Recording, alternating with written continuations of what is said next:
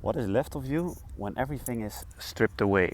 This question I like to ask myself, because then I am put in a position where it exposes like real character. So what if like family is taken away, friends are taken away, like your hobbies or like your interests? Then what's left? And when you start asking this question, I'm not saying you have to eliminate all these things or whatsoever, but when you just start asking this question, you start to think about like and start to feel like, how resilient am I?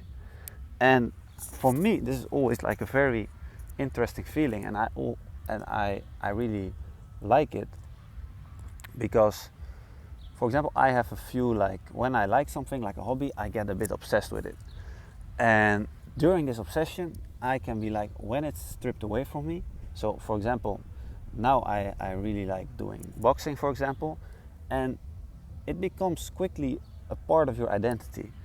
And this is good to achieve things and to improve in things, but you always have to keep asking yourself the question, like, what if this is taken away from me?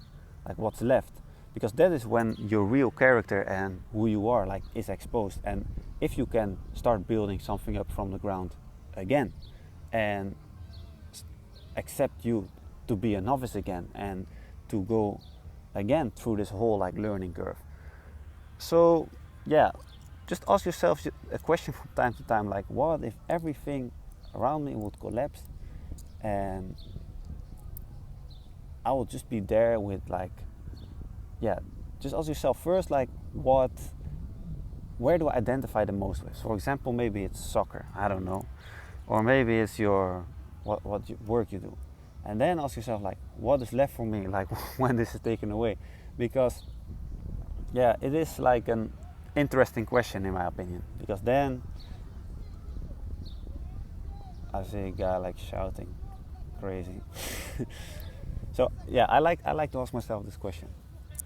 I don't know, just for hypothetical purposes.